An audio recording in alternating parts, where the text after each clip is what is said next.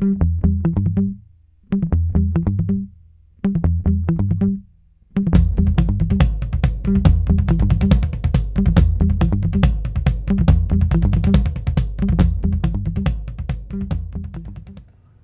everyone.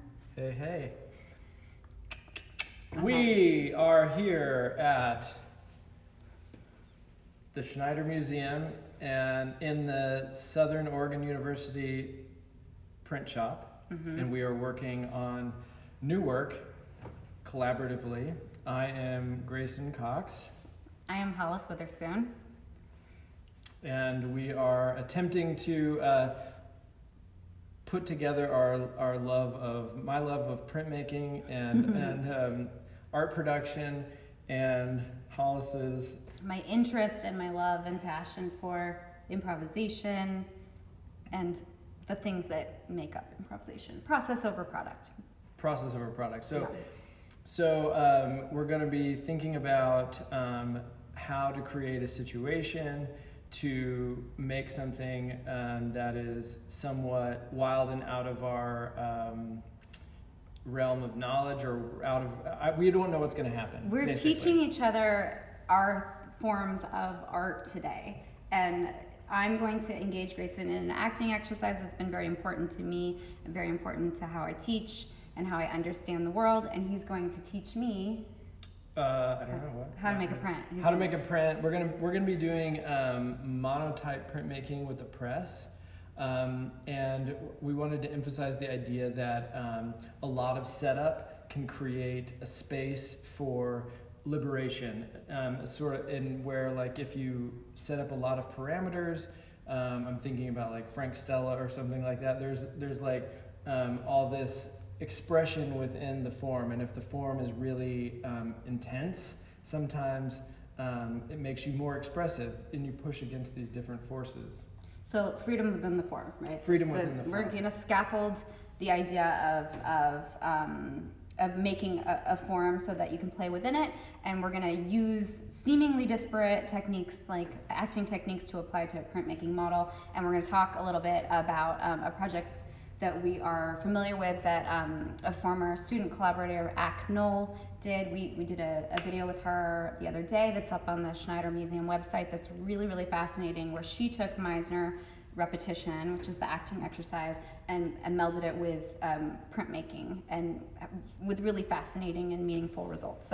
So we did a talk with her last week to prepare ourselves for this, and because we really loved her project that she did in 2016, where she did an Meisner acting technique with a printmaking press. So she worked with the press and responded to it, and it responded back to her. She responded back to it, and that resulted in a series of prints that we think are really special.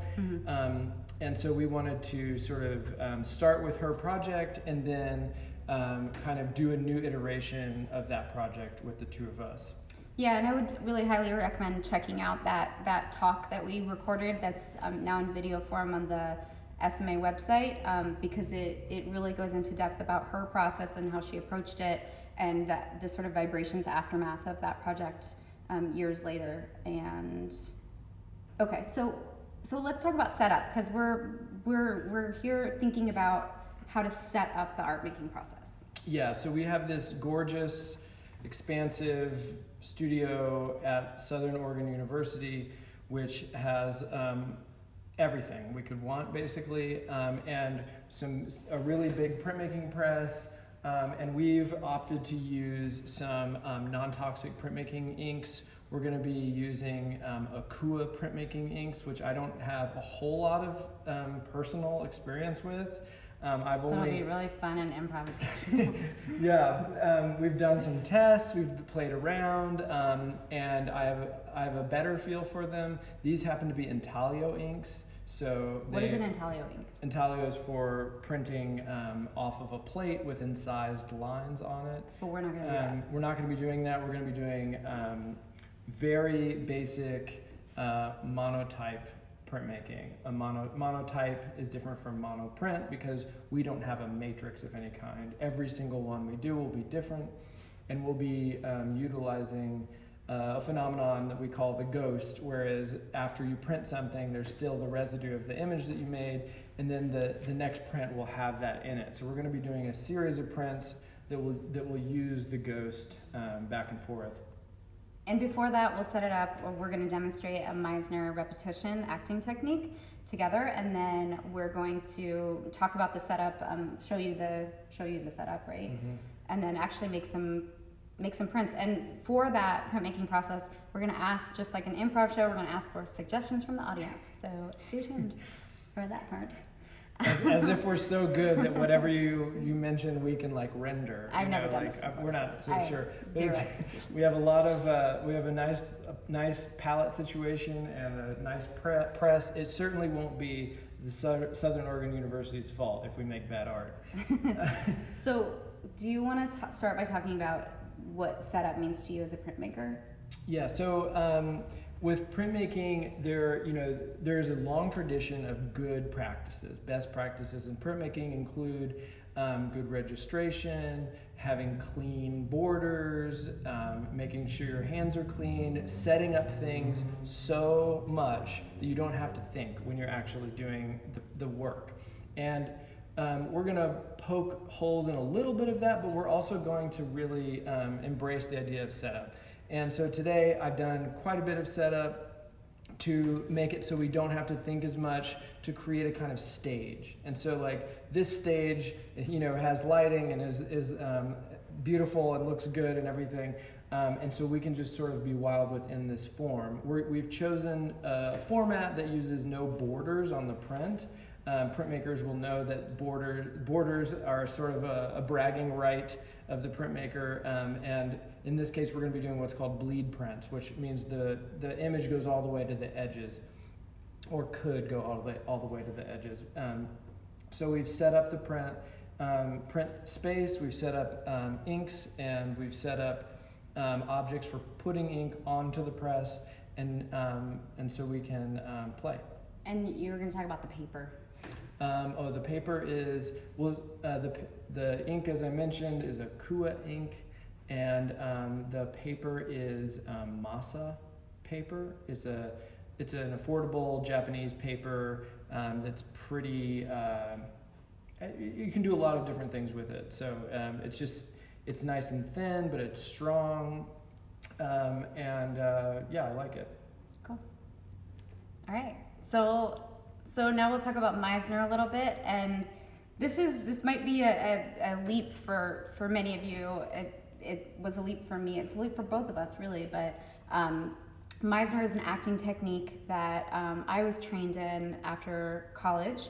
I went to the William Esper studio in New York City. Bill Esper was the protege of Sanford Meisner, who created this technique, and he was an American actor, director, and acting teacher, and he sort of broke from the school of method acting, which meant that you had to become the character, and that you had to have palpable sense memory of that character's experience in order to act effectively. Who are actors that use that method?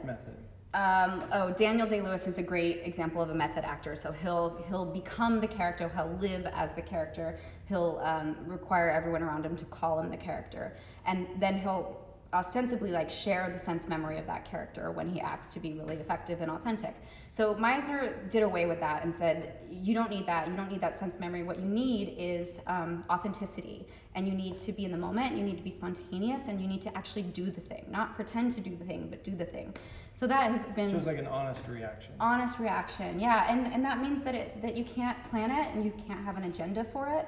You have to really be present for it, and you have to be open for that to be disrupted by your partner, by the environment, by whatever's happening on stage.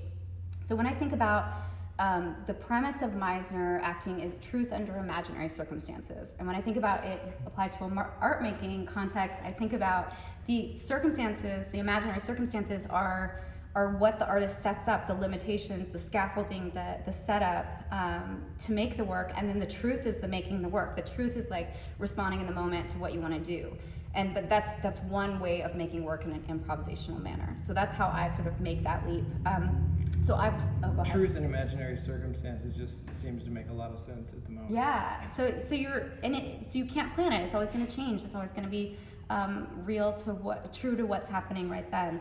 So the idea with acting is that it gets the actor out of their mind. It gets them out of their own way essentially, and allows them to really respond in the moment. So what we're going to do today is to talk about Meisner repetition and show you an example of it. And repetition is just a very simple acting technique that we started each class. I did this 2-year program, and for the first year we did this every single class. As we'd stand in front of each other and we'd repeat. And I found it to be a very intimate exercise. It's a very vulnerable exercise. I've used it in art teaching contexts. I've used it in therapeutic contexts. And of course in performing contexts. So repetition, like for those of you, who know about printmaking basically consists of layers, process, multiples, and the social. And I think that this idea of truth and repetition when it comes to printmaking, it seems like a really basic overlay. It seems like it makes a lot of sense.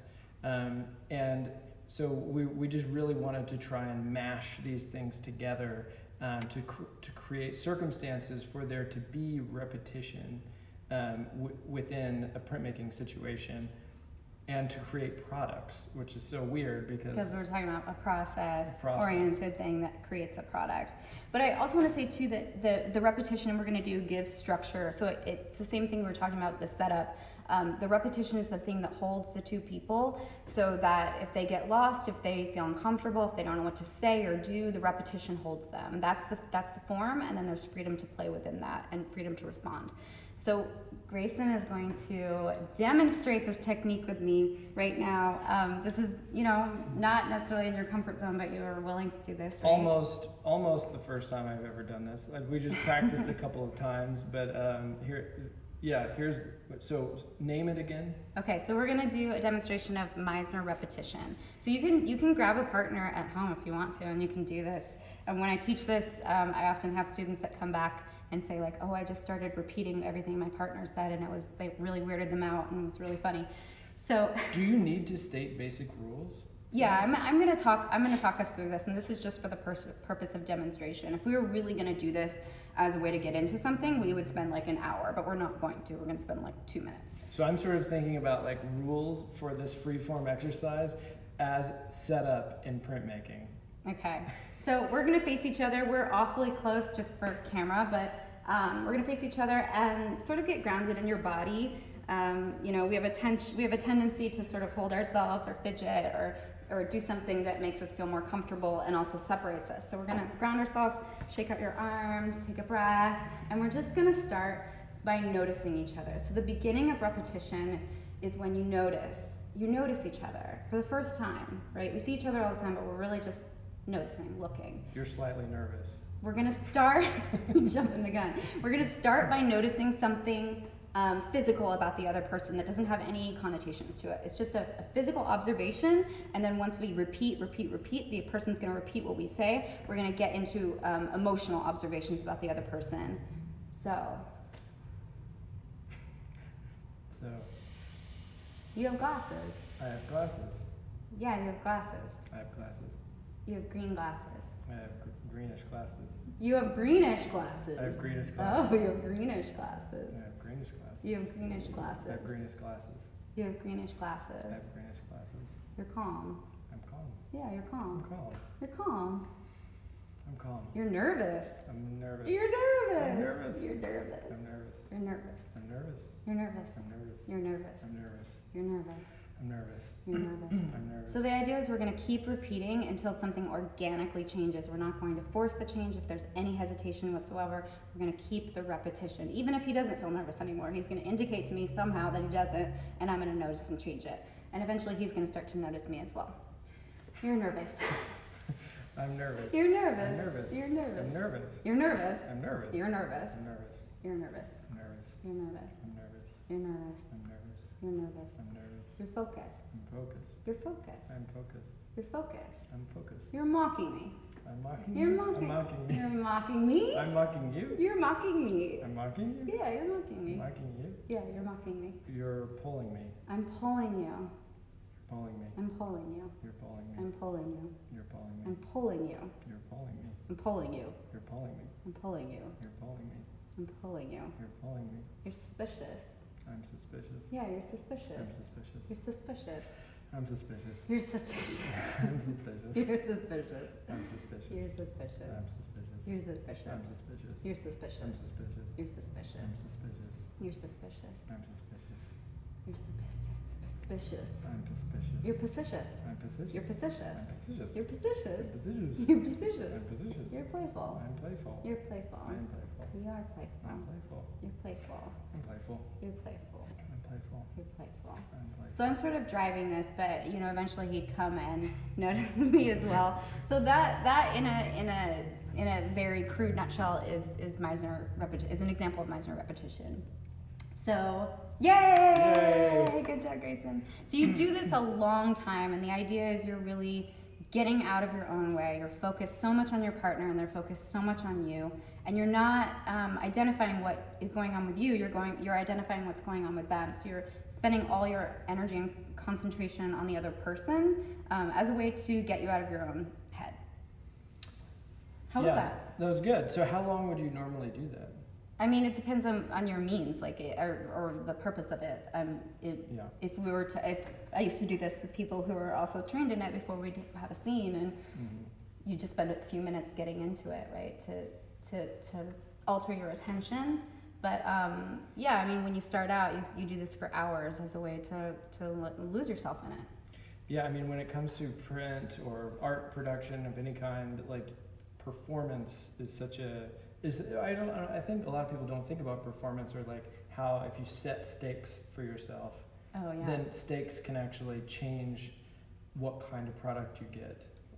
That's precisely what Meisner is imagining too. That if you set the stakes and you focus and put attention on the stakes that you've set for yourself or your character as an actor, then once you get out there to do your job, that's already there. The stage is set, and all you have to do is be authentic and truthful. So there's pretty high stakes for the printmaking that we're going to do, but we're going to push on. So let's see here. This is a beautiful printing press. These are Akua inks, and we have black and silver, and yellow and red, and blue and white, and some cool blending medium and thickener, just in case. And then we have a bunch of rollers here that we can use for printing. Here, if you want to, and we have some sponges. We have some cardstock for dragging stuff around or making marks. These are some like rubber brushes I found here. They have so many cool things here. This pointed rubber brush. And then I've got Q-tips, which are good for removing ink. And then I cut some Q-tips, which I like to cut at an angle so you can get like a point on the Q-tip. I don't know if you can see that. So I just cut it with an angle so that I can draw into ink. Okay. And I have some stencils that I made that I used last time, this Amazon Prime bag, very ubiquitous, and some cut cardboard from LaCroix stencils I made, and then I have this Robert Moses frisket cutout that I used to make a painting. And so I've been making work here in the vast residency through the Schneider Museum that has been fairly improvisational, actually. And I've been making stepping stone paintings. And the paintings I make one, and then that makes me think of another, and that makes me think of another, and that makes me think of another. So it's been sort of repetitious. Is that a word? And I've been sort of thinking about this like linear way of making ever since I made a sort of artist talk here, and made a very linear artist talk.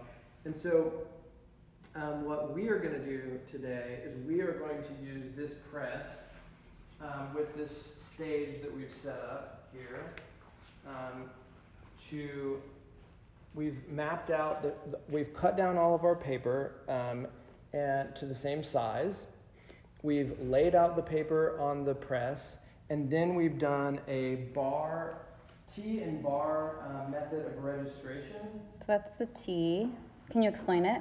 So when we lay down the paper, we always want to lay it down in the exact same spot. So if we have a T and a T that line up, we can line that up. And then over here is a bar. The bar lines up with the bar. Does it matter? Can you do 2 T's and 2 bars, or? You could, but this is the easiest way to do it, is to register one side and then lay it down, because you don't want to be moving it around very much because it'll move around in the ink. So I've made a whole frame to make this sort of dummy proof, and that is sort of my MO, is I always try to make things as dummy proof as possible, so I don't have to think about the process so much as I do about the poetics, about like the what I'm doing sort of more artistically, I guess. This is a test that I did this morning just to make sure that the press was set up correctly, to make sure that there was enough pressure, and so I just decided to make a funny face and try out some of the inks, and I rolled the inks in a way to like get some weird effects and texture in there, which I really like that. And then I used the Q-tip to make these lines. I used my finger to wipe away with a rag. I ink away in different ways. And I used a Q-tip to rub around in circles.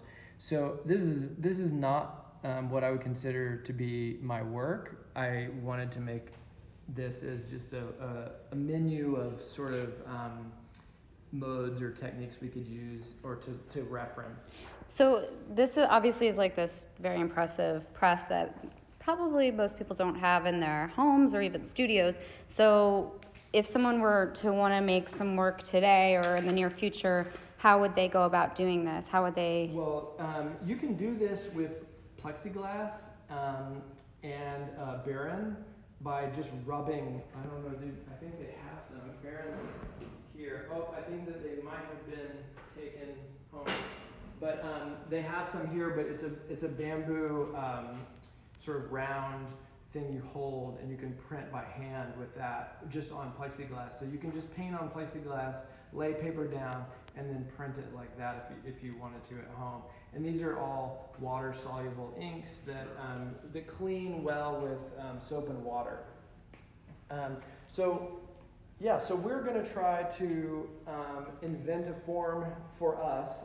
Maybe people have done things like this that are similar, I don't know. But we are going to try and play a sort of table tennis here, where I'm going to occupy this side of the press, Halls is going to occupy that side of the press.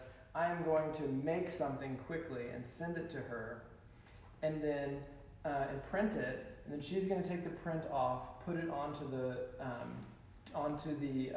drying rack, and then she's going to get a new page, make a new painting with the ghost of my image. So my image will still be on the press, but it will be very faint.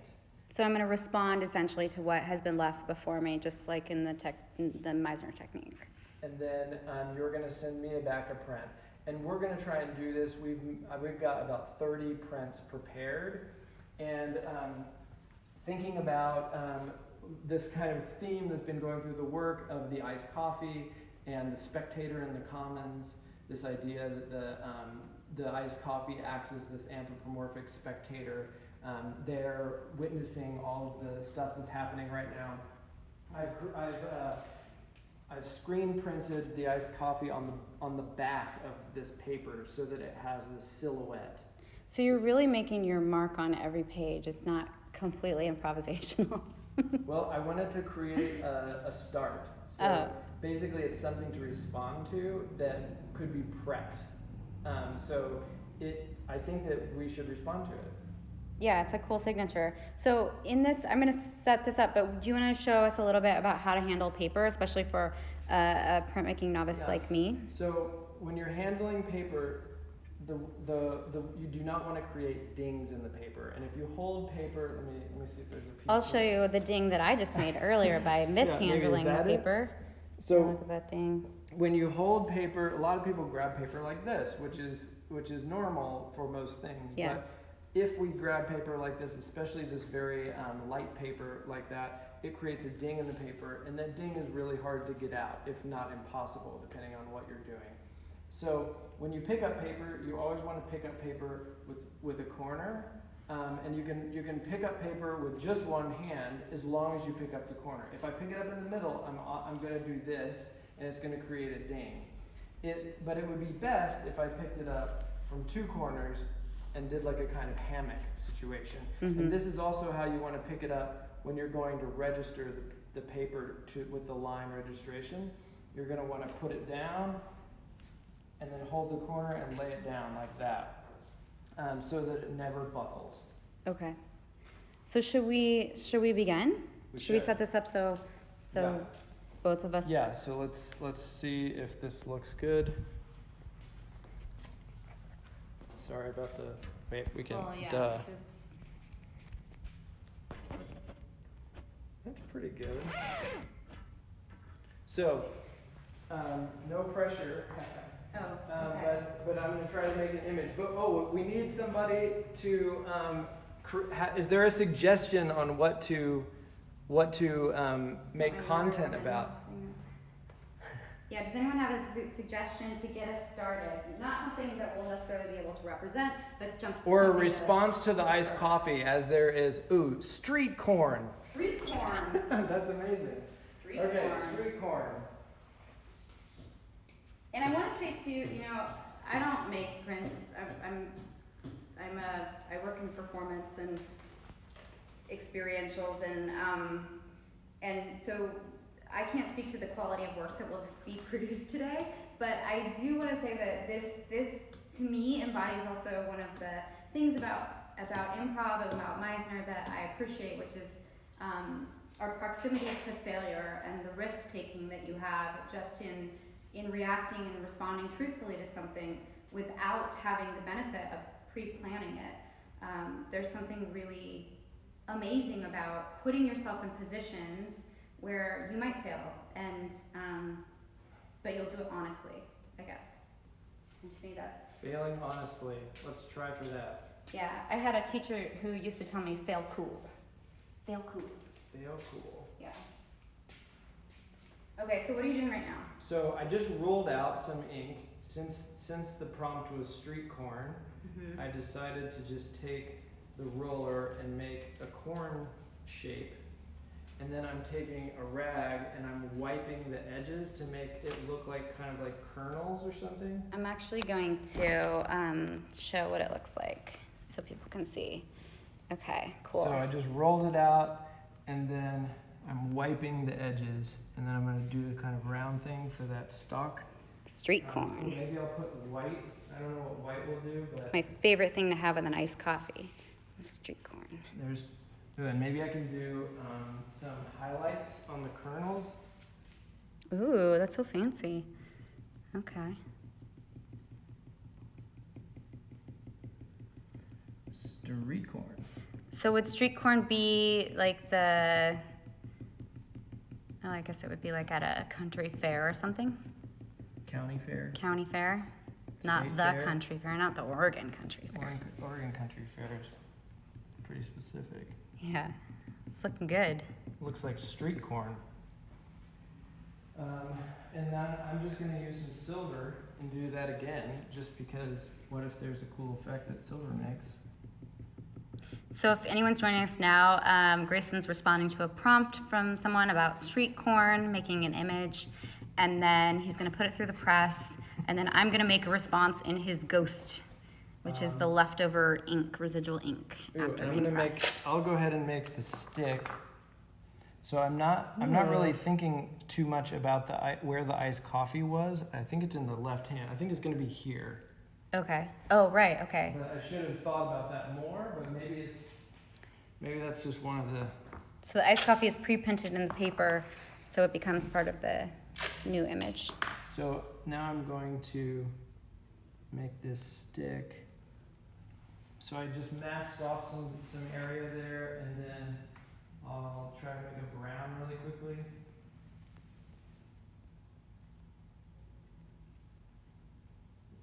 This might be boring. Oh, yeah. Boring TV. This is like Bob Welcome to Boring TV. Costa, right? Wait, is Bob. that? No, wait, Bob Vila. Who's Bob Costa? I can tell you didn't watch TV growing up. No, Bob Costa is Happy from The Little Last Trees. Dance. I'm sure someone's typing it right now. Bob Vila. Bob Vila was the Sears guy. Yeah, I know stuff. Okay. Okay, this is. I'm having this feeling like everything has to go fast because we want to make good. Bob Ross. Oh Bob my Ross. God. Who's Bob Ross? Is that the same as Bob Ross is the painter. Bob Vila is the Oh, home improvement. thanks, Justin. Got third try. Okay, so that's the stick. Okay. That looks so great. So there's Cool. the stick, and now I'm gonna wipe everything. Hopefully, I didn't get stuff everywhere. I'll let you do that. Oh yeah, great. Okay, Okay, so- I'll do the shadows. And this school is so fancy that they even have this thing, which is it rolls, and I'm assuming this is so that you can. It's a bridge, so you can do really detailed work on prints. It's and like stuff. it's so bourgeois. They let the artists rest their precious little arms. Okay, my hands are clean. I'm grabbing the paper. Did you do it by the corner? I kind of did. Okay. Okay. And my T and bar. Then I'm going to protect the Oh, precious, it's a pin press. the it's a- precious blankets. So the blankets are really expensive, so we always want to protect the blankets by putting down some paper in between our print and the press, especially because we kind of I put a lot of ink on there, and I'm doing this on camera, so I'm not thinking as much as normal. Wait, what is the purpose of the blanket? The blanket pushes pressure down, and especially when you're using a plate of some kind that has a topography, the blanket will push the paper down into all the cracks and stuff like that. And then once we're set, we can start printing. So if you were doing this at home, you could, press paper on some plexi, right? Create the image, Right. create the ink. And I've set up a piece of tape here that tells me when to stop so that I can keep the blankets trapped underneath. So if Okay. you come around here, so the special, so with visual art, I'm always jealous of musicians because musicians get feedback right away. The people stand in front of the stage and they either say like, yeah, or they say like, boo. Yeah, And yeah. our visual artists never get any like idea of how it's going. You have to wait till you're in like a white room, like 7 months later, and everybody's quiet. But printmaking is special because you have this moment where you get to see the entire work all in one shot, like this. So we get to lift it up, and we get to have a reaction. Ooh. So we have street corn. Street corn. Was it everything you thought it would be? Well, we got the coffee in the background here. Oh, yeah. So now we're gonna rack this print. And then you, Hollis, Oh. you have Oh, God. you have the street corn ghost. So this is a ghost of street corn. Okay. And you have to keep in mind now that you're working backwards. Okay. So- I'm so visually illiterate that So if you do any text, you have to write backwards. But otherwise, this is the top right here. I've written top, and that's the bottom. Okay. So when you're making your image, you can just consider that, but it doesn't have to be. But I would recommend taking the roller, Okay. taking a roller, Yeah. a color, Yeah. and just roll out a little ink. Maybe don't roll over the whole ink pile, but just grab a little bit and Can then I just mix a few or? yeah.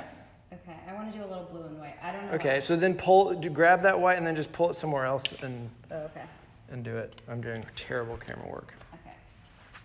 So I'll pull the white. Okay. Okay. How about that? Yeah, just like the pros. Yeah. All right. Oh, you're gonna do like a little, yeah, cool. Okay. I love your plan here. All right. So you can put some down, and then when you have it, yeah, go ahead. So I'm gonna respond. So if I put the paper in here, this is the image I'm looking at. So if I put it down here, it's gonna be below the street corn, right? No, this is the bottom. Yeah. That's the top. Right. So if I put it here, it's gonna be below the street corn. Is this the top? Yeah. Okay, I'm gonna make street corn in water. Okay, street corn and water, the big flood. Beautiful artistry here. And so sometimes when we're making monotypes, you have to really think about the thickness or thinness of the inks. And if ink is really, really thick, then when it goes through the press, it'll just squeeze everywhere. Okay, and that can be a really nice effect. You can also get Q-tips to draw with. And there are sponges and the scissors, so if you want to cut the sponges, you can. Okay, You can also use you can make lines.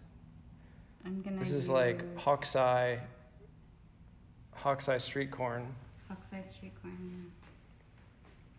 Thank you for that comparison on my first ever print. Japanese master. So if I want to get rid of something, is it too bad? Have I already done the damage? What do you mean get rid of something? Like if I want to get rid of this ink. Oh, you can wipe away ink. You can take the rag. You can take a rag and put your finger in it and wipe anything away. Okay.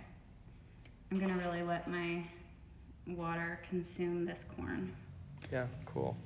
That looks good. Okay. Yeah. Don't be afraid to shower praise by text on this art. Look at this totem. It's like a street corn totem coming out of the tsunami. Yeah. That's exactly what I was going for. The people love it. The people love it? Oh, thank God. All right. Okay, so now you should take off your gloves. If you can take them off so they can be reused, that is always great for saving.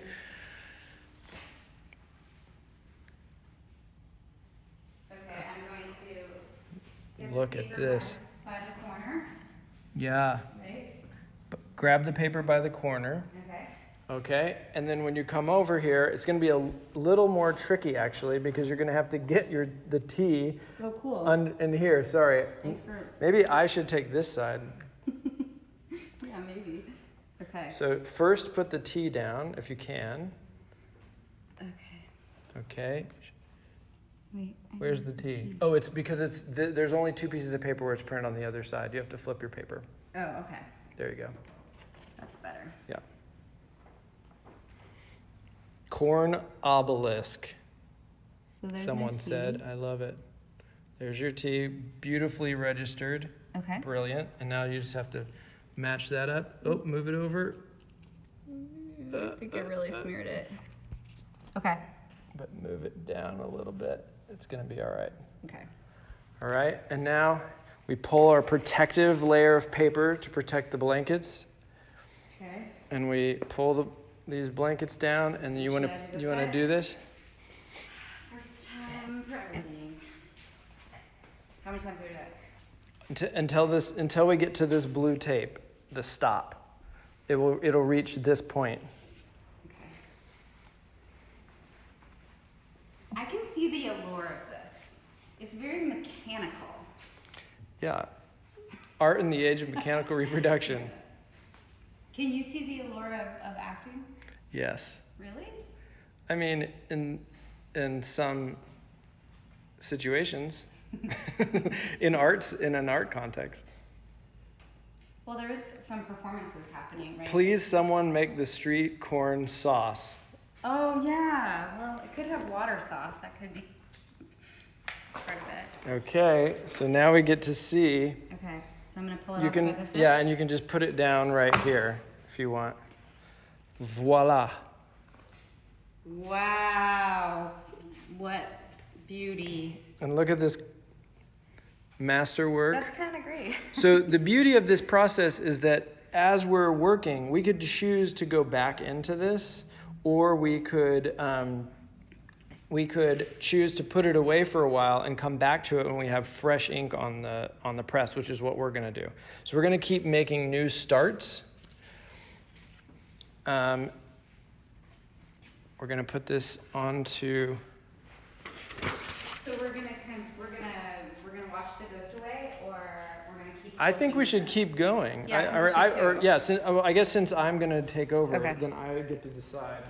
And because there's an obelisk, I'm going to use my Robert Moses. I made a stencil from his book, Power Broker. So I'm going to use this thinking about Jones Beach. In the end of the world flood, only street corn will survive, and Robert Moses will design the aftershocks. So sometimes you can use stencils and to. I'm going to take your blue. This is Frisket, right?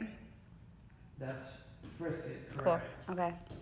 It's kind of an expensive material, but it's really great. Ooh. I think that the layers sort of blow my mind a little bit, because I'm like, oh, you're covering up the blue, but it's going to be its own thing, right? It's going to be its own thing. And when you put down rollers, you always put them upside down. Did I do it right? No, but that's what I'm saying. So they don't get a flat spot on them. It's like doing a cooking show with someone who's never boiled water. So I need a sky color now, and since we've already used the blue, I'm going to go ahead and use the silver.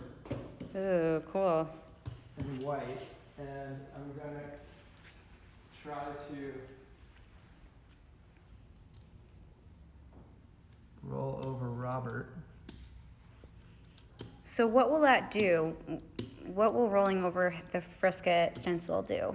Well, nothing in and of itself, but then once we pull this off, I'll pull the stencil off before we print.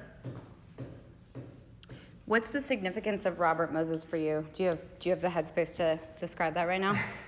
I mean, I think Robert Moses is one of the biggest city planners, someone who invented the parkway, the suburb, and took all the power that he could possibly get, and reshaped America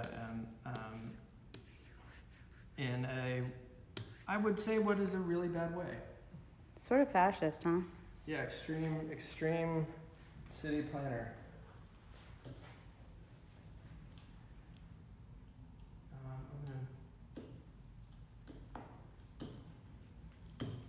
I'm gonna make a little purpley color. Ooh.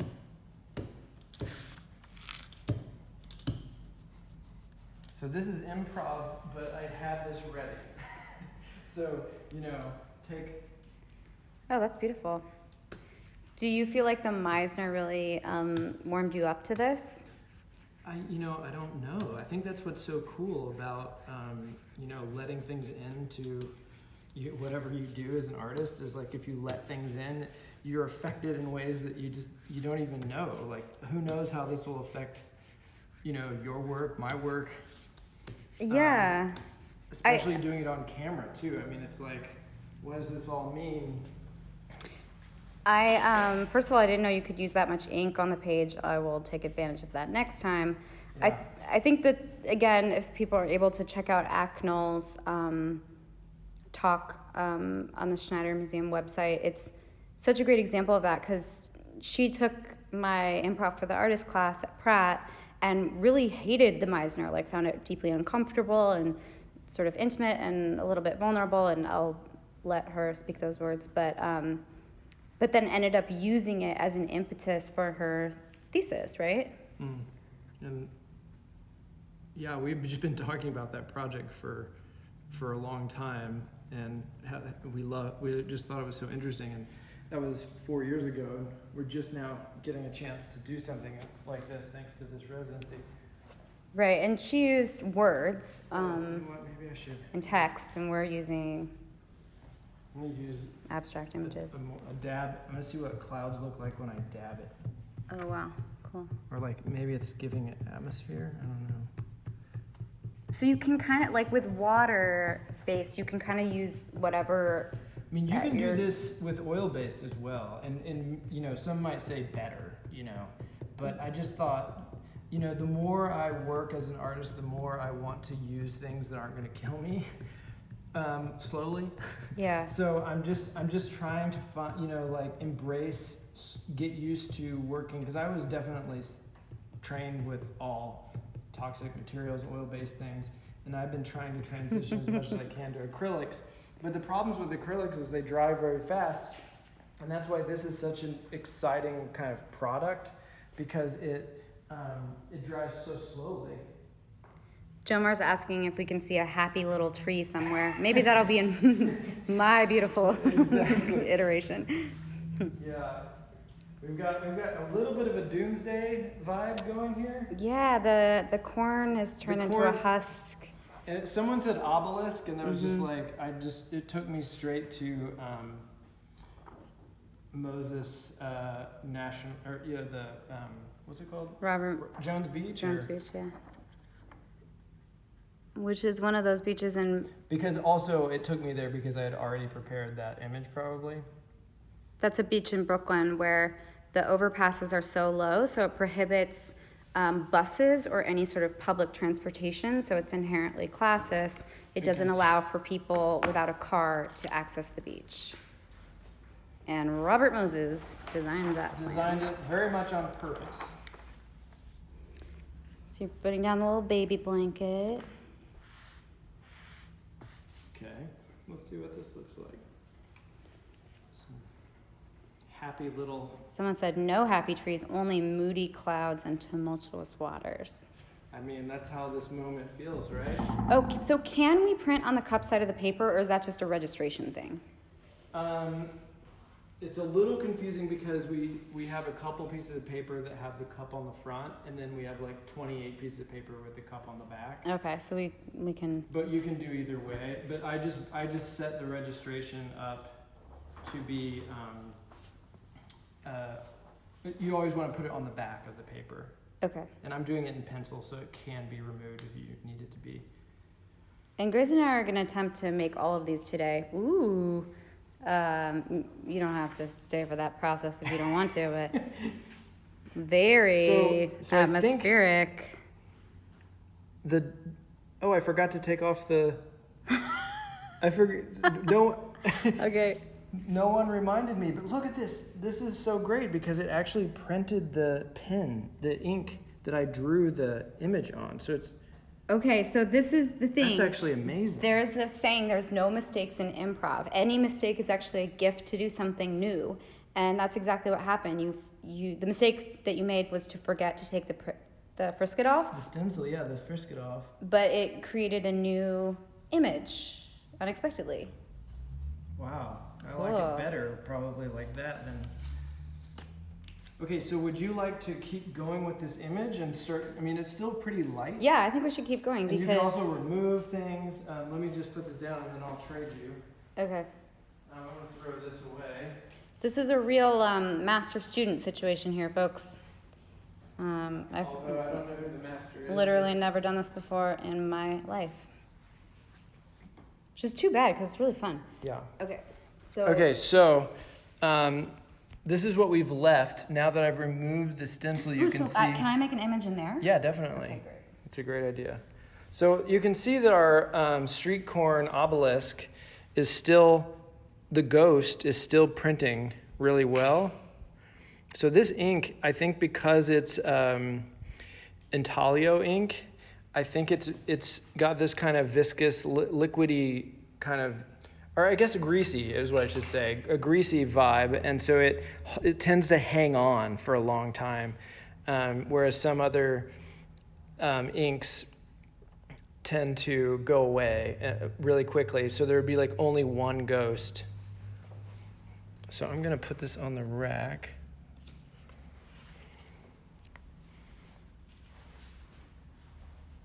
Sorry about the camera here. So What's something that's often stamped, like a bureaucratic thing that's often stamped? You know what I mean? A passport stamp? Look at the word though. Akua, yeah, it's Akua ink. Is it called like? Do people usually say like approved or denied? Denied, that's good. All right. Yeah, Akua, we're using Akua Intaglio ink. I'll show you. This one. And we're making a proper mess. Yeah, it's so I usually think about printmaking as being very like orderly. Is that true, or is it just like the cleanup is really intense? I think that if the poetics of orderliness from the beginning, and if you're really, really orderly at the beginning and get more and more wild, it works the best. If you start off wild, you sort of lose the contrast in poetics. You lose the sense of control completely, and there's basically no control anywhere in the print, because if you don't start from the beginning with a setup, it's very hard to get it back. So I want to write text. Do I have to do that backwards, right? Yeah. Do I have to write the letters backwards? You do. Oh god. I want to do that really quickly. I've kind of got a lot of practice. I could probably do like a couple, if you want to write something, I could, but you could also just hold it up to the window. We've got these gorgeous windows here.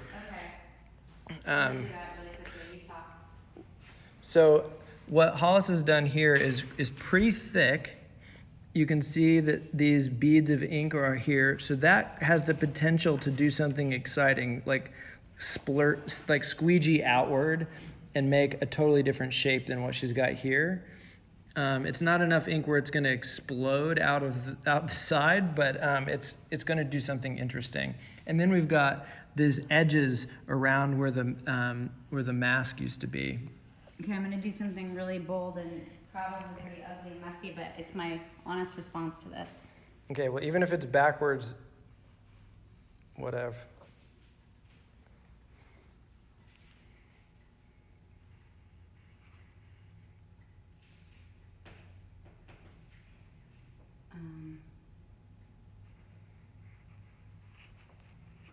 Oh no. Oh goodness. Okay. There's also a joke that I really like about printmaking, which is you always get it on the last one. Yep. Okay. Okay, so this is pretty darn thick, so I'm going to actually add an extra layer of coating, or maybe 2 extra layers of coating to protect the blankets. Okay, and I'm just going to do some color because I like the idea of some color.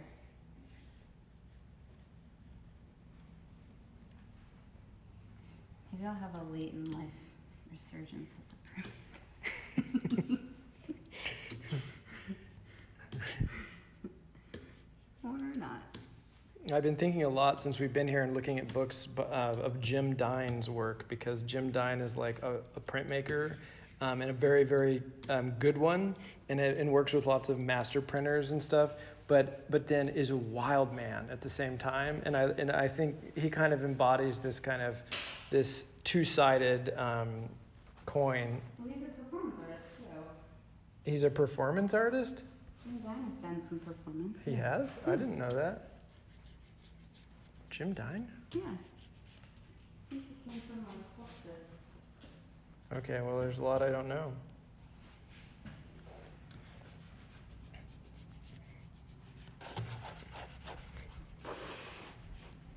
I know, everyone's waiting with bated breath. Oh, yeah, this is... What is this going to be? What masterpiece? We're gonna have a whole suite of this. Okay. Okay, so you got to get the paper. This is gonna be really wild to see because this is something that I would have done differently, which I mean that in a good way because I'm excited to see how the effects. Okay, so, okay, So so I need to do this. You gotta line up the T. So like something with text needs to be very precise, right? Well, you have a lot of ink on here, so you don't want to be moving the paper around. So you want to put your finger there once you've got it and to hold it in place. And then while it's still up, move it to try and match. There you go. Oh God, people are probably like... Yeah, that worked. Okay, and like I said, we're gonna try and protect these blankets. So I've got some extra pieces of paper.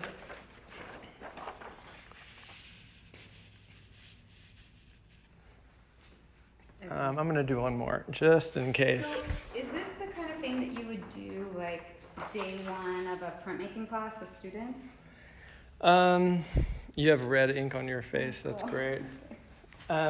Yeah, this is a good way to start. The thing about making monotypes is that it takes quite a lot of time to set all of this up, and then it takes a lot of time to clean it up. Mm-hmm. And so you need some hours. You don't want to do it. This is not a 1 hour.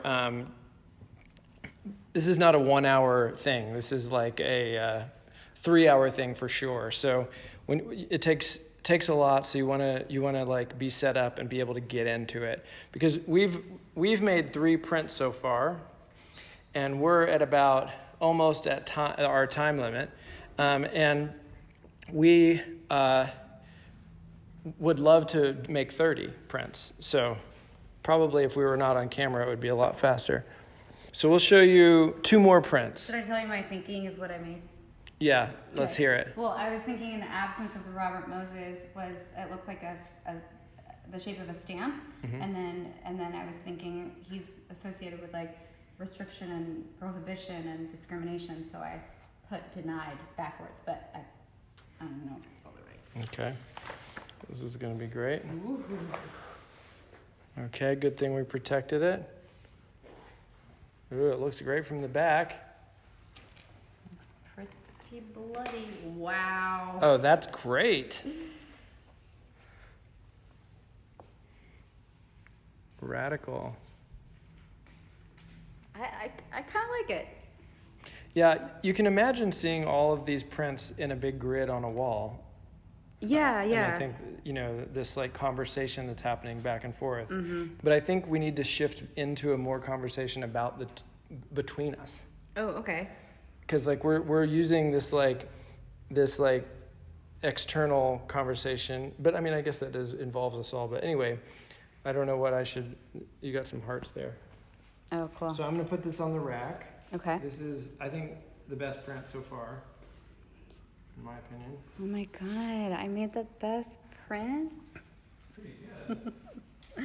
This is really fun to do, and I love that the process of improvisation lets you play, and implicit in the process is that you're going to make mistakes and it's going to be really messy, and that's the permission granted that I think is really freeing for people.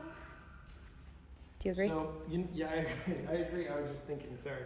So I'm going to actually clean off the press here a little bit and create a little bit more of a blank situation so that we can show, before we leave, going back and printing over the top of one of the things we've already worked on.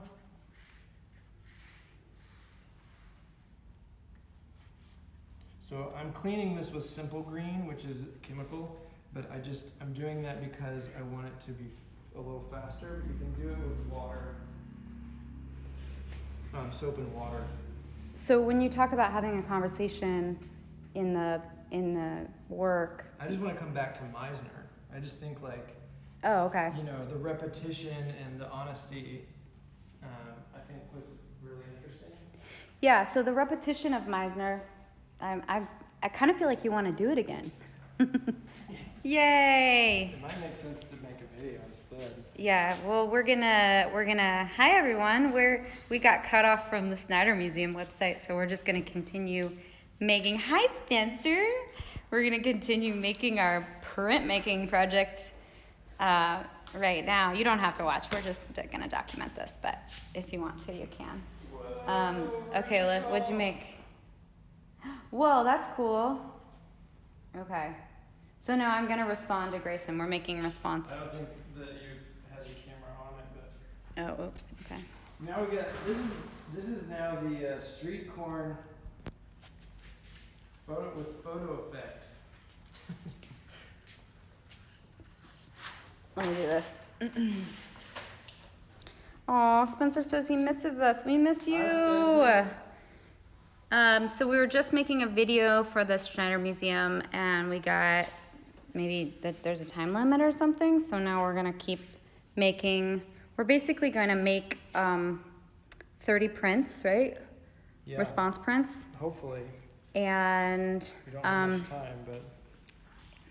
we're gonna make 30 response prints. I'll set it up here and we'll just do it, right?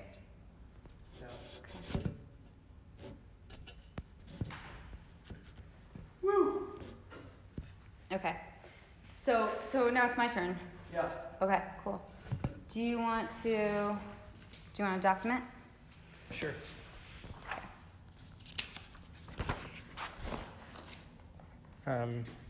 Terrible documenter here. Yeah, Okay. turn it around. Okay. All right. So this is what we're looking at? This is, yeah, you can. This is the ghost? That's the ghost. Okay. Wait, I have to turn this around. This is the ghost. Cool. I don't know if that's gonna stay or not. I mean, I think I need to rotate this is just amateur hour up in here. I just put this on here. Okay. So I'm gonna make something in response to that. So, ooh, happy trees. I'm not gonna make a happy tree. So, we probably, some people who are looking at this right now, missed our whole explanation that was like 20 minutes long on the Schneider Museum website, or I mean on their Instagram's feed, and then we got kicked off after an hour of talking and making art, and now we're deep in it, and we're gonna make some more prints for the next 20 minutes. But in short, we did some Meisner acting techniques, and then we're trying to relate Meisner acting techniques to printmaking, and so we're each taking turns responding to one another through using this Akua non-toxic printmaking ink on rice paper. And we started with a suggestion by someone on Instagram that we start with street corn. And this was the first print. As you can see here, it features street corn. And now I just made this big washi thing on top of it on another iteration. And you can see some of our other prints that are hard to see because of the light, but you can see the ghost of the street corn, which someone called a street corn obelisk, which made us think of Robert Moses. And I just happened to have this stencil sitting around of Robert Moses because he has that obelisk out at Jones Beach. So we put that into the print, and I forgot to take the stencil off, which is why it all printed, which is kind of cool. And so Hollis used the empty space to make this and write the word denied. So there's something that makes it like watercolory, right? Yes, you can do. There's another additive you can use. I want to play with that. It's that clear one right there. This Akua color. Do I put it in here? I guess that's why I put it there. Okay, and then how do I add I would just use a brush. I don't know if there's a clean brush anymore, but you could use one of those. There's some brushes over there. You can just try that. Yeah. Okay. So see what that does. Ooh, that's a good idea. So it's supposed to make a watercolor look. Interesting. It's like applying the ink in this way with like these hard implements feels really counterintuitive to me. Like this feels more intuitive, this like sort of flowy, more painterly thing. And it's all like what you get used to, because I mean, some people are really good in a painterly way. I am terrible at painting. I'm always fascinated by that. I'm always fascinated by that in fine art. Like, I grew up drawing, and I was really passionate about drawing, and I consider myself a decent drawer. But like, I remember the first time I met artists that like don't draw, and that just confused me so much. But they're like very good at other things. Yeah, I think printmaking, it has to do with like effects. So I always like making, just like having effects and making, having 1 + 1 = 3 sometimes, and then having great failures lots of the other time. Okay. So we've got this turning an obelisk into a candle. That seems poetic. Yeah. That's going to be a lot, but okay. I like when you can use color. I like to use color. But I'm also playing with this watercolor. I don't know what this is called. It's got a nice loosening effect. It's called blending medium, I guess. Blending medium. And it's funny because we have no idea what it's going to look like. Yeah. It says watercolor technique, but I mean. Okay, I know this is taking a long time, but just great art takes. All right, for now, I'm gonna. Let's see what it does. Yeah. Okay. Cool. Okay, you got to get your paper. Okay. Ooh, it does some fun things in the light here when I go over it. Okay, let's see Hollis nail the registration. So because this is so liquidy, you're going to want to keep the paper off of it as much as possible. You got it backwards. Oh. Okay. This is a very stressful part of it. It's very stressful. Because it's like doesn't really matter. T. And now you're going to have to pivot because you can tell you're not straight. Yeah, so yeah. Yeah. It's all right. Yeah, you're close. You're real close now. And now the T and the bar. Are not the close. Bar. Let's just leave it. Okay. It'll be off registration, which is an effect that people use sometimes, right? Yeah. I mean, the idea is that your prints are set up really, really well so that things like this can happen and it still works.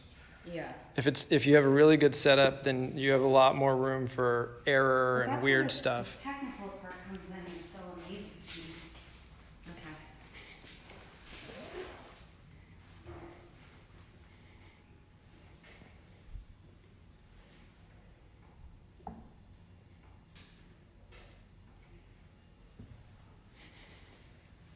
So much anticipation.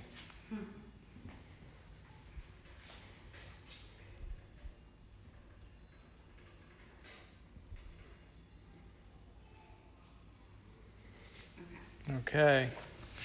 Dun dun dun dun. Ooh. Looks amazing already.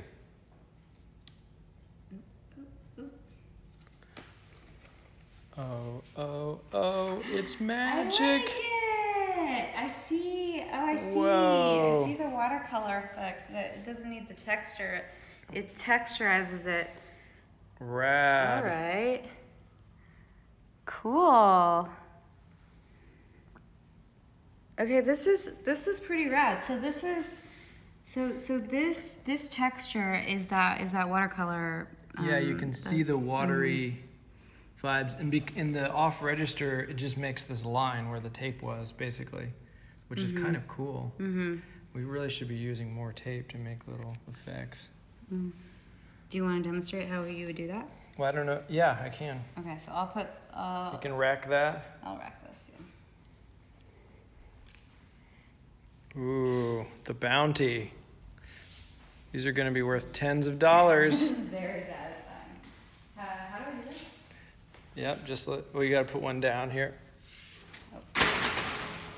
Beautiful. What a series. You can see so this is how the big circle was a lot darker, and now this is the ghost of that circle, which I think is nicer. You know, it's like faded out and really, really beautiful. And you can see that I printed all these iced coffees on the back of the paper so they bleed through from the other side as a sort of spectator in the commons. It'll be interesting to like put these together and have some sort of narrative emerge about this conversation. You know? Yeah. It's a conversation between you and I. Yeah, it is. Okay, so the candle, so since there's a candle, I'm going to respond to the candle.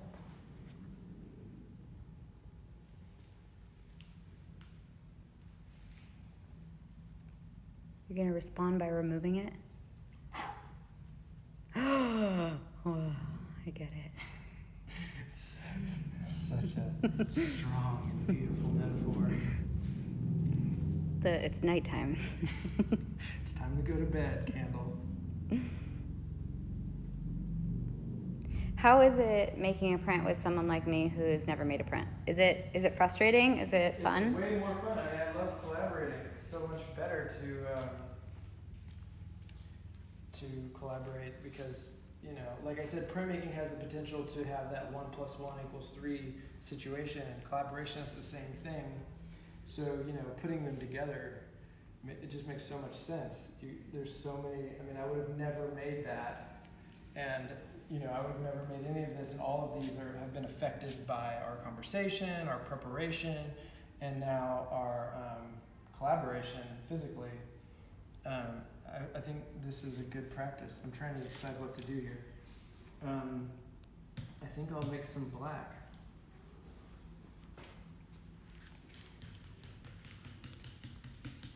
And then I'll do that again, I guess. We'll try some Q-tips. Oh wait, we were going to try the tape as stencil. Yeah, but you're going to respond to what is, yeah, right? I really kind of want to respond to this, though.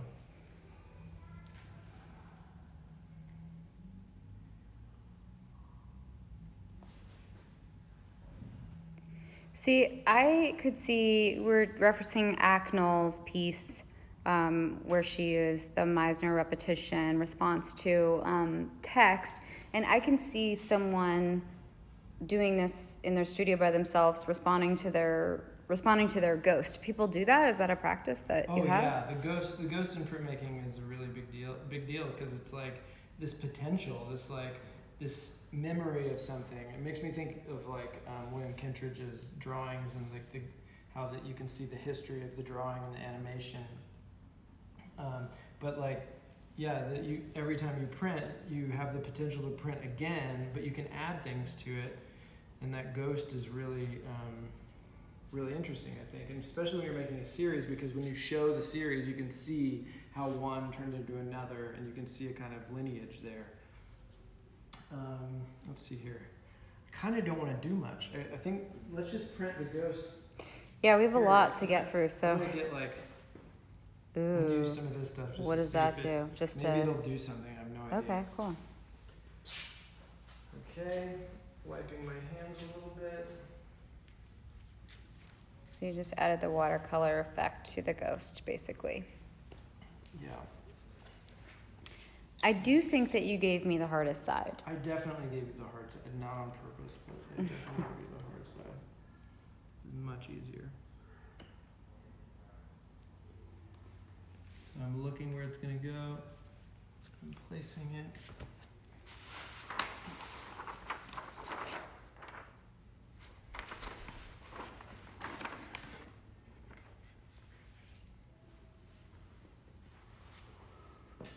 And we've come out of the press a little bit, but it's okay. All right, now we can print it. I like to think of these as like little baby blankets. little baby this is blanket. Like everybody who's ever taken a prints. printmaking class knows that they always talk about the blankets are expensive, be careful with the blankets, and everyone has to share them, and it's so easy for ink to get on them. And then if you get ink on them, you're really screwed. It's screwed. Well, it's pretty, I mean, they grow like hard spots on them, and if there's a hard spot, then it's like, that hard spot ends up in everyone's print all of a sudden. And that is just unfortunate. I feel like printmaking is about like discipline. I think and social. you should employ it as, you know how people send troubled kids to military school? You should send troubled art kids to printmaking school. Let's see. I like that. That's weird. Very ghostly. All right, my turn. Yeah. And so this is also one that we could bring back into the fold, and we could print more on top of later. Okay. Yeah. If we wanted to. Right, because it seems like a. But I wonder if I can put that one next to this one.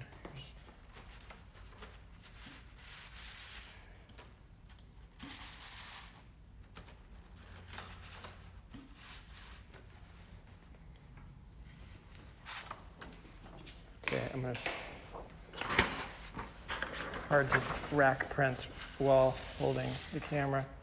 But you can see the ghosts showing up here in the 3 prints. Started off with this one and moved to this one. And now this one.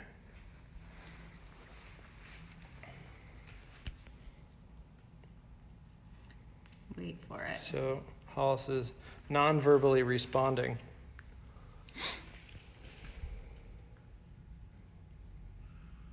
I'm just doing Winnie's math homework.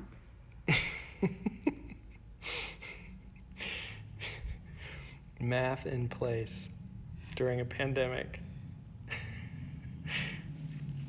Okay, so if I want to get rid of something, I could wipe it away, right? Yeah, just wipe it right away. Oh, this is a good time Oh, for this tape. is a great time. Yeah, So see it.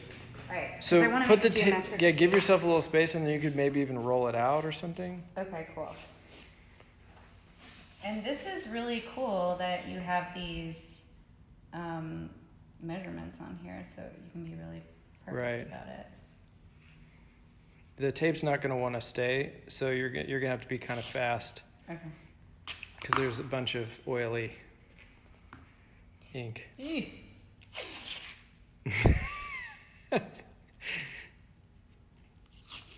So great.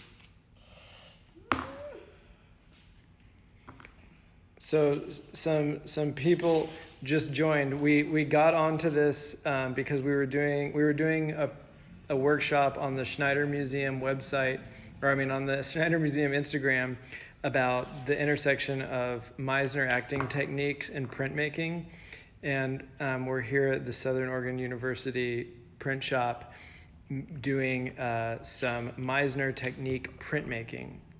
So we're responding to each other by putting our images through the press and back, and making images that respond in the same way that the Meisner acting technique is a response system.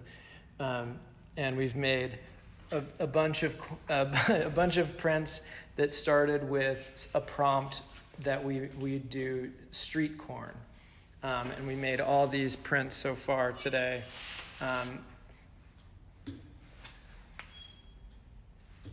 Let's see, this was one that hasn't been printed on top of yet that we need to come back and print on. I may want to consider printing on this one, Hollis. Yeah.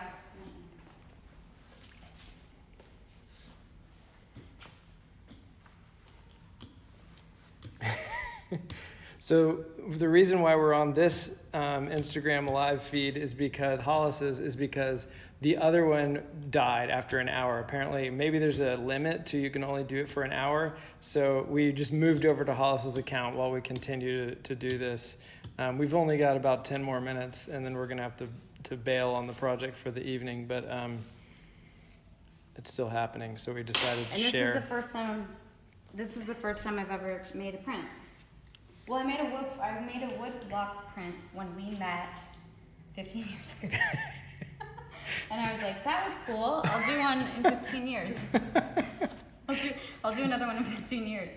But it's quite satisfying that you apply, there's a method, and not that I'm doing it in a way I think that I'm pretty messy. But it's quite satisfying that you're like, oh, if you do this, then this might happen.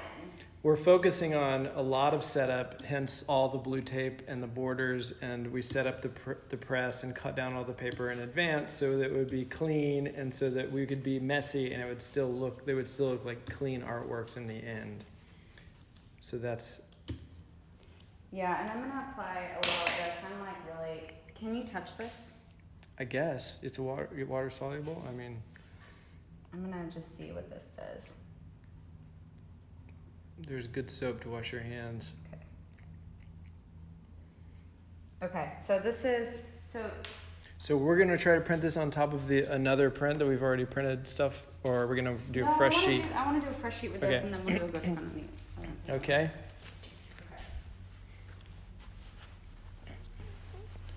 So all these wild monoprints, and we're gonna have yet another one. Monotypes, sorry. Print geeks out there. I don't think any print geeks are following me on Instagram. Well, I think there are some people that know what's up on this. Ooh, there's some nasty watery stuff going on there. So yeah, put down all 3 pages. I might put a 4th to protect the blanket. Protect the blanket. Somebody's saying that they're gonna call Child Protective Services because they don't know where our child is. My parents are in the other room.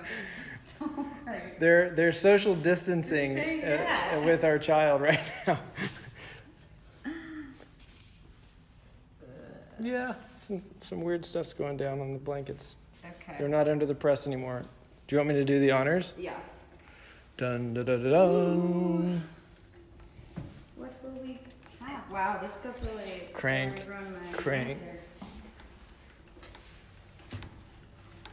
She is excited. I'm excited. You're excited. This is quite fun, and it's a challenge to me because I like to know what I'm doing, and I don't know what I'm doing. So this is very like challenging because I'm like. Did you forget to take the tape off? I thought you were supposed to keep the tape on. Well. Wait, are you serious? Yeah, that's the point. Is you put it down, then roll over it, then take it off, and it gets clean lines. Well. Beautiful. Can you see this? Oh no, because of the tape. Yep. Okay. Whoa, radical. That's awesome. You got it's like lightning or something. Could I make another one? So. And take the tape off because I really wanted to see the shape. Yeah, so I'll do that. Okay, great. Here. Okay. I'll rack your print here. It looks like a sailboat. Yeah, it looks like a really bad sailboat that a child has made. And that child is me. Okay. Okay. Wait, I'm gonna take your tape off. So I wanted to do like a rainbow effect. Oh, okay. You're not gonna use my tape? Oh, I am. Okay. Oh. Yeah, I am. So maybe I'll try just like silver.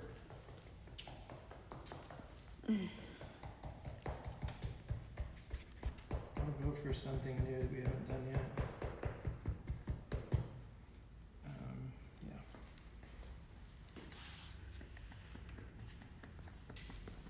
Yeah. Okay. So I made the mistake, I forgot to take the tape off. Well, I didn't forget, I just didn't know because I've never done this before. And you're now using the ghost of my mistake to make something new. This will be called The Ghost of My Mistake. That's a terrible band name from the 90s. Hey everybody, welcome to The Ghost of My Mistake. We're The Ghost of My Mistake. That's okay. Maybe Maybe I shouldn't. Yeah. You know, Sarah asked, is he messing it up though? And that's what I'm wondering. We're in a printmaking conversation, so it's looking pretty gross right now. But you're gonna improve upon it, right? That's the idea. I'm making a new image from your image. Okay. I approve.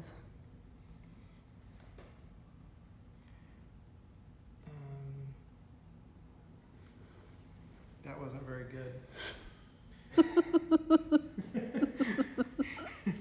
Not what I wanted. Yeah, he's messing up my creation. Okay. Mm-hmm. Okay, so I am actually going to go back and put this on something that is that already exists. Okay.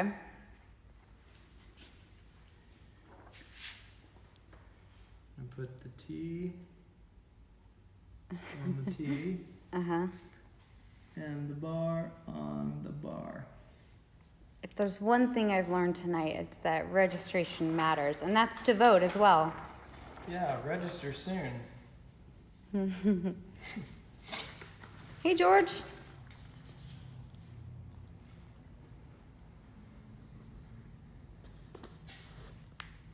Okay. So Grayson's responding to my mistake print by making his own Mistake print. mistake print, and it's called the Ghost of My Mistake. Is our new artistic collaboration. All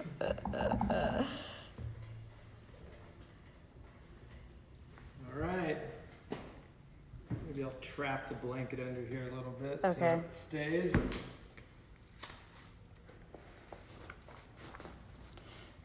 Is this press like pretty typical? Like with this, is this like a typical school press, or is this kind of exceptional?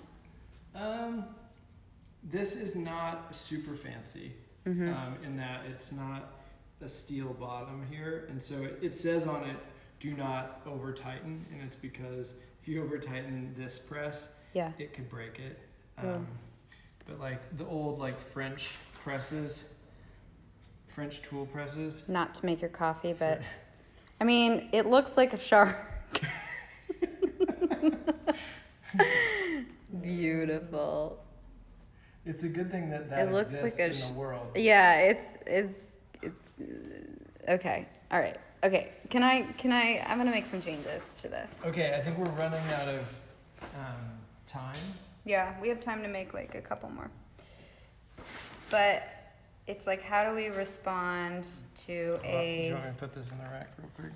how do we respond to a Brad and May? Oh, should we show the master printers what you just made? Welcome to the Thunderdome. That is it looks like a shark with a hot dog in it. This round right here was pretty good. Yeah, this was like the prompt, and then this is my response. I mean, our responses later. Yeah. And then these are cool. I'm pretty proud of my denied print. We were talking about Robert Moses and how he's discriminating against people for decades, and yeah, okay. So Okay, is so this there a might be the last one. is there a technique that I should play with or something like that would be fun to Well, you could spritz it with Simple Green, that Okay. green that spray bottle over there. Yeah. You could do like a spray and then just leave it, and that could not too much though. But oh, I actually want to clean oh, this. you want This to clean is it? Okay, yeah, bothering me. that's a good idea. Yeah. I don't want to tell you what to do at all, you know. Well, not that wasn't great. That was great what you just made. But I kind of feel like I need to go in a new direction. Clean it, they say. So this could be a cool effect, right? This? Yeah, definitely. Okay. Because that has chemicals in it, it'll dry fairly quickly, and it's all that moisture will be gone. Okay. I mean, this could also be like a really good underprint, like if we just printed it, I'm not saying you should, but just printed this right now and then let it dry and then make a new print on top of that later, that could work. Okay. I'm gonna try something because I didn't have the satisfaction of doing the tape, so I wanna. Oh, the bottle, I think that's a Simple Green in the spray bottle. some gnarly chemicals. We're trying to be all like eco-friendly and they're like, and then we're like, let's just use simple green. I guess simple green's not the worst, but if you have coronavirus, you can drink it. Stop. Just kidding.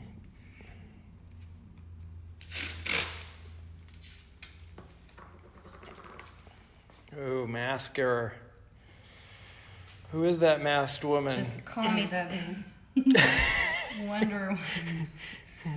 The mask. Okay, I'm gonna attempt something here. I don't know. I've never done this before. Yeah, we started off with a super clean thing and a lecture about print. We did some acting. And some acting. And we started off on the museum website. And then we got kicked off of that. And then we moved over here. Now it's just a free. Now it's just pure shenanigans. Chaos. Yeah, Brad says you're a masker printer. That's the compliment. That's hilarious. When you want to make them feel good, but you're like, she's a real master printer. All she does is use mask and. She's very safe and considerate. All right. I'm curious about what this is gonna be. I have no. Well, you know what? Right now it's gonna be a shape. Oh. That's what it's gonna be. Polygon.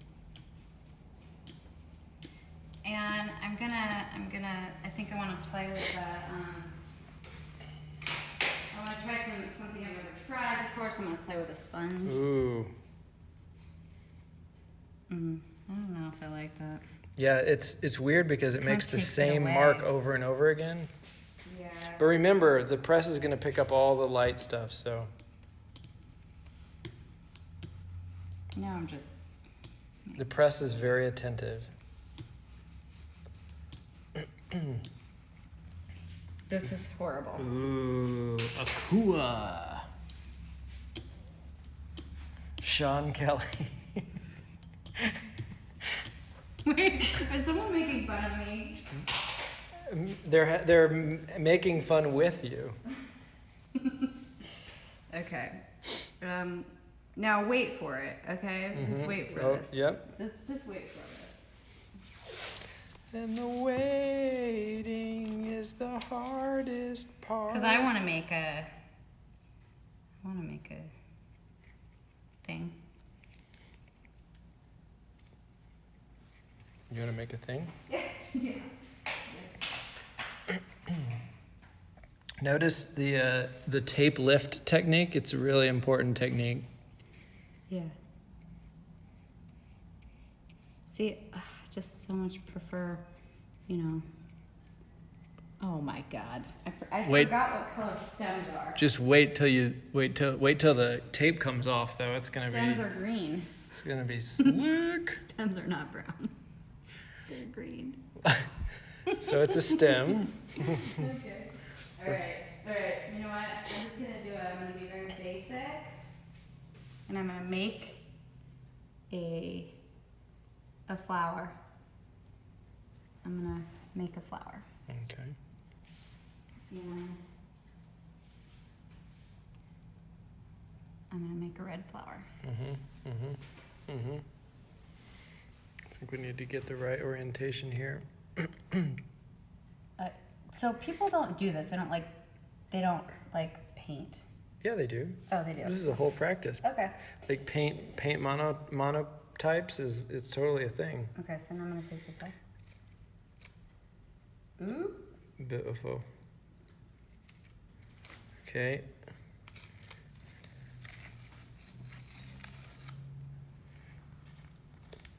Now, is there anything you want to do before you put this through the press? Yeah. I mean, there might be some people that have some opinions out there. Oh yeah, people. Why don't you give me your opinions?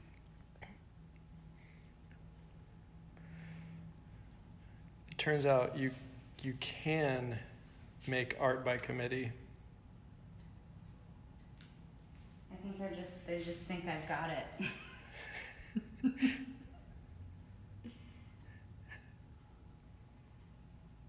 Is this what every student does? They like make a flower. All right, I'm done. Oh, flick it. That's a great idea. What's that? If you take the end of the brush and and you just flick it away. Here, let me try it maybe. Or wait, you should do it. Okay, yeah, but I don't have. Do I need? You just do it with your finger. Okay. You just flick the end away from it, and then it'll flick back. Yeah, touch the end. No. Actually, on the brush like that. Get it close. Flick method. It's just getting my finger dirty. But look, you got all these specks. Oh. Ah! Wait, I want to try that. I want to try this. That's a good. Yeah, it's gonna be phenomenological. It's the word of. Oh, so it's like the flower's bleeding. Yeah. There's atmosphere. Things are happening. Okay, this is fun. See, usually we would have a toothbrush here. But we got to wrap it up. So Okay. we got to pull the print. Let's pull the print. Our photographer's coming sometime tomorrow to photograph the entire series, and then they're going to be up at MoMA later on. The Meisner. Ooh, this could be called the Meisner mistake. Meisner mistakes. Okay, so this is really so hard. Like,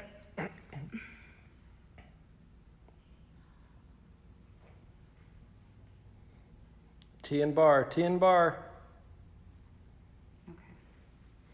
okay. Okay, protective layers. Ooh, we're getting pretty. Here. I'm gonna actually flip this one over. There we go. Amateur hour.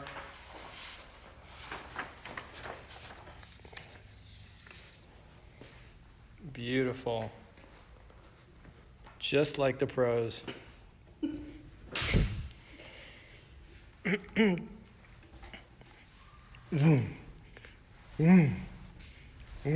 Perfecting the camera technique. Don't get sick. Woo, that was wild. This is some wild printmaking. No fear. Hashtag no fear. Hashtag follow the fear, follow the fun. Ooh. Whoa. You know what they say?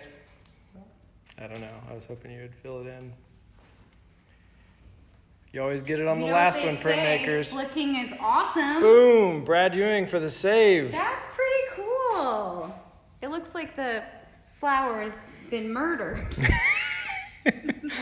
Meisner mistakes. I like it. I learned a lot from that. Yeah, beautiful. That's really fun. Look at that persistent iced coffee just in there. That's really fun. This is cool. This is cool. It is nice.